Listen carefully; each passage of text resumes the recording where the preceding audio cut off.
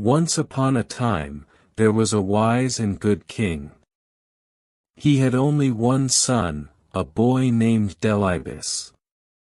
Prince Delibes was a clever young man and the king loved him very much.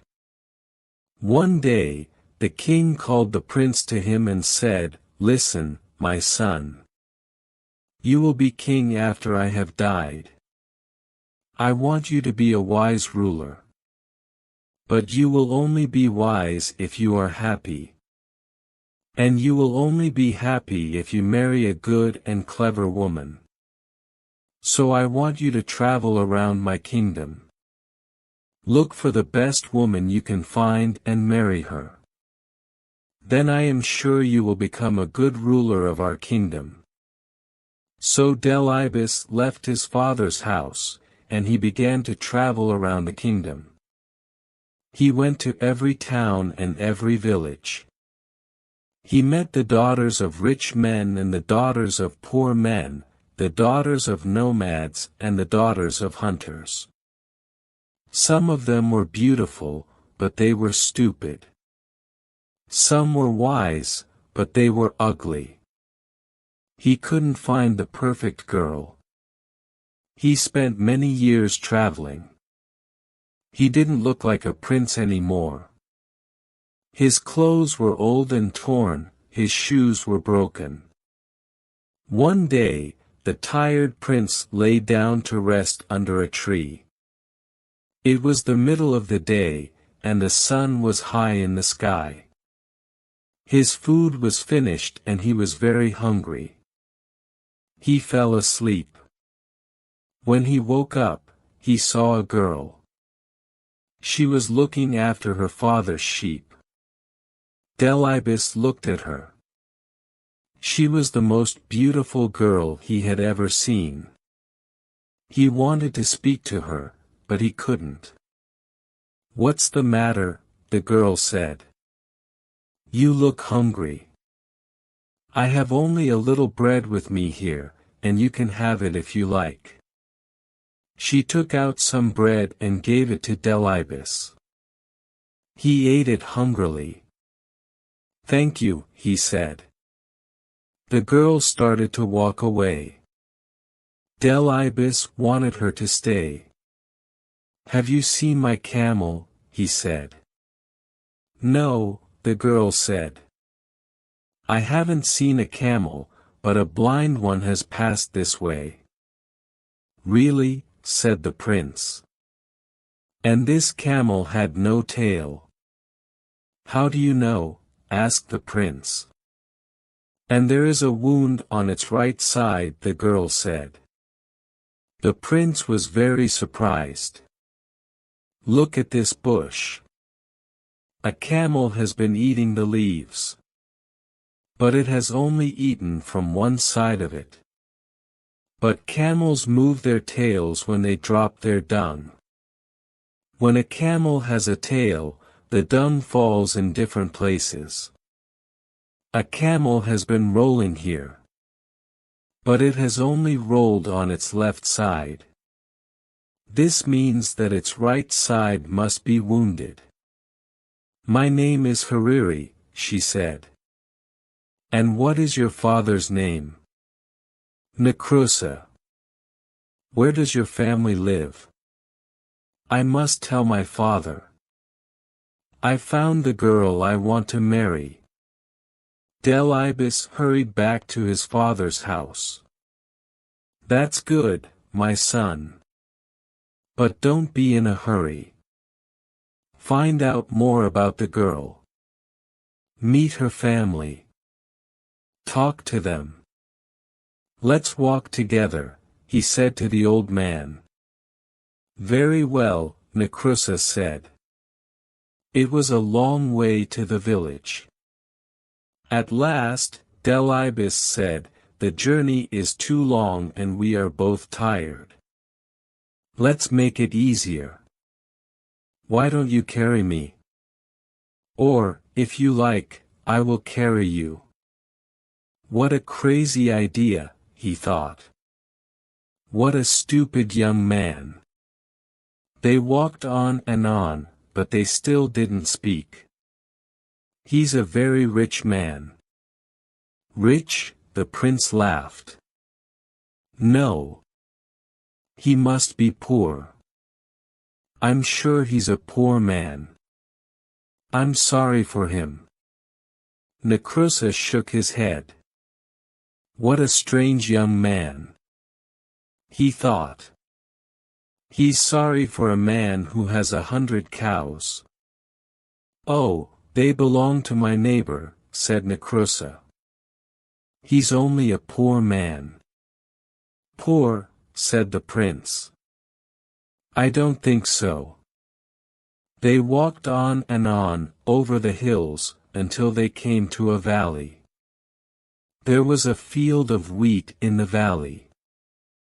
I don't understand this boy at all, he said to himself. The sun was going down now. It was nearly evening. They were carrying the body of a dead man. They were taking him to the cemetery. Who has died? Delibes asked Necrusa. Or will his name live on? How stupid. Necrusa thought. The poor man is dead. Of course his name dies with him. It won't be used again.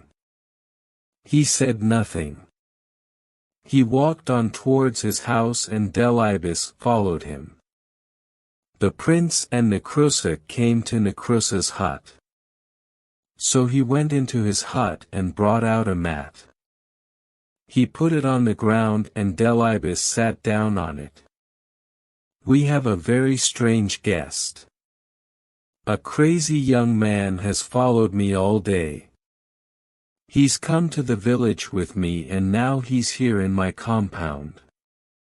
He was very happy when he saw her. She smiled at him, and his heart jumped.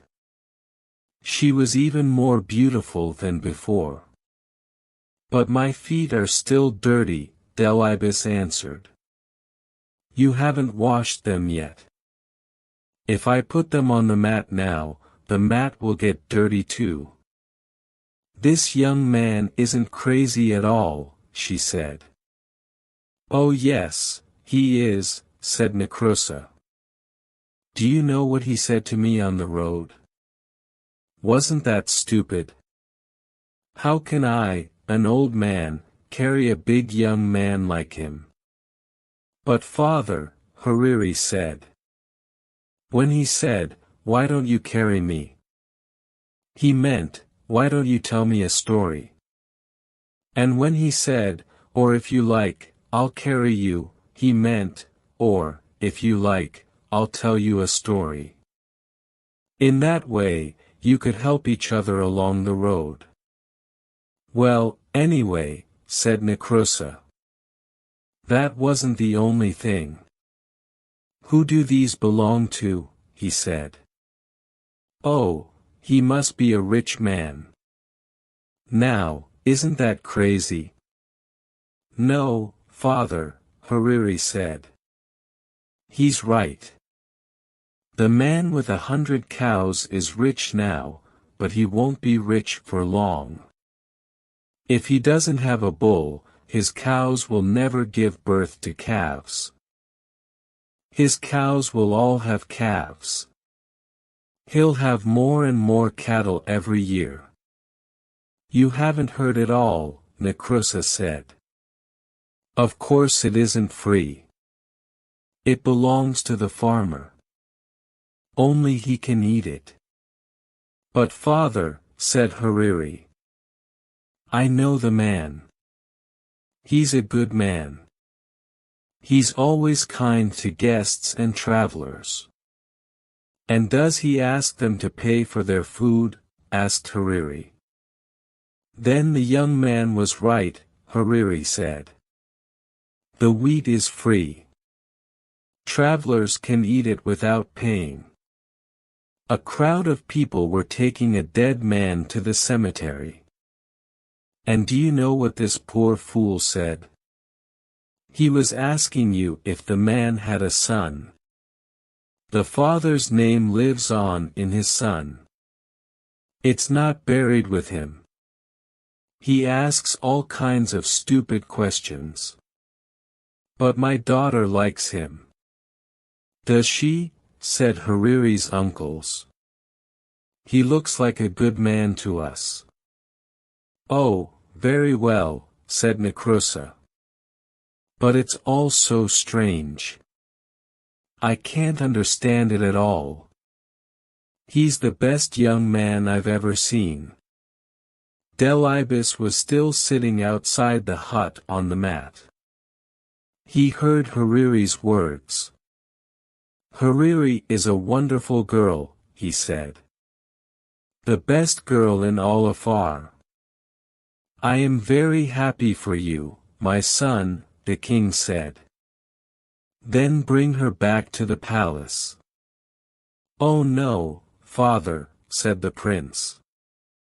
She doesn't know that I'm the king's son. She'll think I'm a poor man. If she marries me, I'll know she really loves me. The king smiled. It was a long way from the king's house to Necrosa's village. The prince and his servant started their journey early in the morning. I'm very hot, and very, very thirsty, Delibes said. I must have a drink. That's all right, sir, the servant said. The hole was deep. The water was a long way down. Climb down and fill my water bottle, Delibes said to his servant. He drank the cool clean water and filled his bottle. Then he looked up at his servant. Pull me up, he shouted. But the servant laughed at him. Pull you up, he said. Why? You fool, I'm going to be the master now. He picked up a big stone and lifted it above his head. Someone will soon find my body. They'll tell my father, and he'll send his men to kill you. I've got a better idea. You take my clothes and I'll take yours. You can be the master, and I'll be the servant. The servant laughed.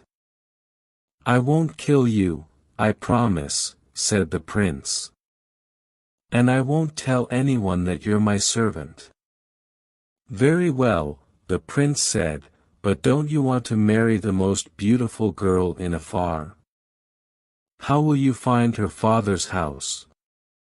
Only I know the way. Yes, answered Delibes. You know me. I always keep my promises. All right, the servant said, and he pulled Delibes out of the water hole. They changed their clothes. The prince took the servants, and the servant took the prince's. Then they walked on along the road. People were singing and dancing. Hariri couldn't wait to see the face of her dear Delibes. I've never seen him before. Don't be a fool, her father said. Look at his clothes, his dagger and his shoes. This man looks like a fool. Let me ask him some questions. Oh, very well, Necrosa said. But be quick. Tell me, she said, what is the heaviest thing a man can carry? The servant frowned. The heaviest thing, he said. Hariri looked behind the servant. Who is that man, standing under the tree? She wondered. The sweetest food. Yes. I know the answer. The sweetest food is honey. Hariri was watching the man under the tree. The servant shook his head. What a stupid question, he said. Flowers have the sweetest smell. Everyone knows that. His answers are stupid. Necrusa was very angry. Daughter, he said. What are you saying? Look, the wedding guests are here. The feast is ready. Take this man. He is your husband. Please, father, Hariri said. I can't marry a fool. Yes, said Delibes, and here are my answers. Your first question was, what is the heaviest thing a man can carry? My answer is, a promise. Next, you asked, what is the sweetest food? I know the answer to that question. I was alone once in the desert. I can answer that one, too. It is the smell of the skin on the neck of your baby son. I don't have a son yet. Hariri laughed and clapped her hands. Did you hear that, father? She said. This man is my husband. But he's only a servant, Necrusa said. I'm tired of all this nonsense, Hariri. I'm your father. You must obey me. Marry the master, not the servant. He fell down on his knees. Oh please, please forgive me, he said to Delibes. I was a fool. Don't tell the king, your father. This is the right man for you. I always knew you were a clever girl. You're going to marry a prince. Where are the singers? Is the food ready? Only Delibes' servant wasn't happy. He went out of Necrusa's compound and ran away. They never saw him again. The king liked his daughter-in-law at once. My son, you have chosen well, he said to Delibes. He took his son in his arms. He smelled the skin on the baby's neck. It was the sweetest smell in the world for him. What is it? I'm always frightened when you go out at night, Hariri said. There are bad men in the town and the wadi is the most dangerous place. I promise, said Delibes. And so Delibes and Hariri lived happily for many years. They had 7 sons and 7 daughters. One day, when Delibes and Hariri were old, a servant came to Delibes. The camels have returned from the wadi, he said, but one of them is lost. Delibes forgot his promise to Hariri. I'll go myself and look for it, he said. It was dark outside. There was only a half moon in the sky. The third man came close to Delibes and looked at his face. Let him go, he said to the others. It is the king. What? The fourth man said. Yes, quick, let him go. But the first 2 robbers laughed. Let him go, they said. Are you crazy? He'll send his soldiers after us. Let him go, said the others. The first 2 robbers were the strongest. We must kill you, they said to the king. What is it? Go to my house, Delibes asked them. Tell my wife that you saw me near the wadi. Say to her, there's a black cow in my herd of cattle. Its horns are too long. It will put out the eyes of the other cows. Take it out of the herd. Is that all? Asked the third robber. I have 4 camels. Tell my wife to keep 2 of them. But tell her to let 2 of them go. Have you finished now? the first robber said. Yes, said Delibes. Then you must die, the first robber said. And so the robbers killed Delibes. They took his body and threw it under a tree. She'll know that we killed him. Her sons will kill us. But she doesn't know that he's dead, the third robber said. She was talking with her 7 sons. They were all carrying spears. The first robber walked boldly up to the queen. At the wadi, the robber answered. The queen put her hand over her mouth. Her eyes opened wide and she looked at the robbers. We left him under a tree. He'll be home soon. And what was his message? Hariri asked. The first robber told her the words of the king. The robbers were already running out of the compound. Quick! Quick! Don't let them escape, shouted Hariri. What's the matter, mother?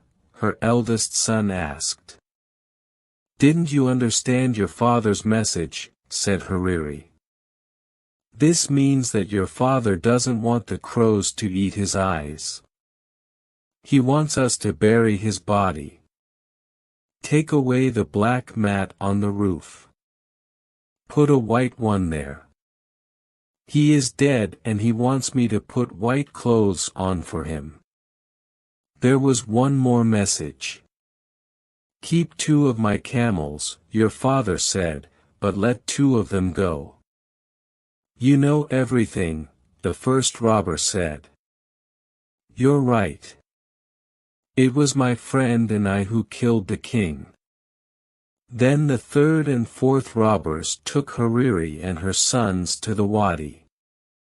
They found the body of Delibes and brought him home.